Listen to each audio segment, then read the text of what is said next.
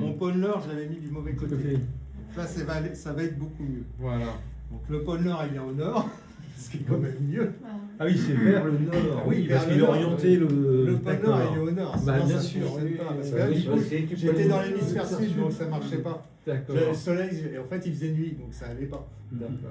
Donc maintenant que le pôle Nord est au nord, Nord, tout à fait. donc mon soleil, il est bien Bien visible. Il fait jour. Il fait jour, Il fait d'accord. jour. Donc je le mets en face du méridien sud, pile en face du méridien sud, et je tourne cette couronne intérieure, qui est la couronne des heures. Et je sais que quand le soleil passe au méridien sud, quelle heure il est? Midi. Exactement. Tout à fait. Faut pas mettre midi à 14h. Sauf que, Il va nous embrouiller. Sauf qu'avec le...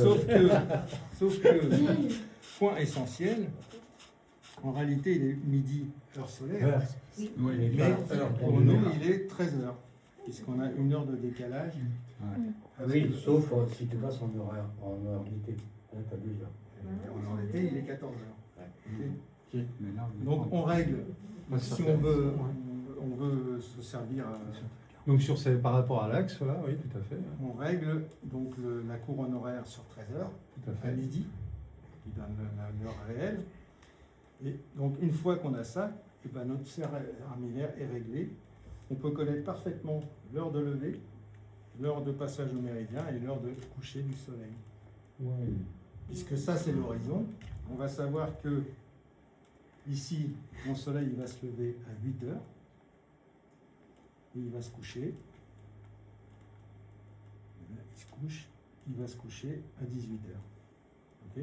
Ok. Et bien Ça, c'est fabuleux. Je hein. suis plus sur le méridien. C'est ingénieux. Hein. Voilà. Et on peut faire ça pour n'importe quelle latitude Ouais. et n'importe quelle date de l'année. incroyable. Et on verra que ça varie. Et on va faire l'expérience tout à l'heure et on verra c'est assez précis. C'est fait.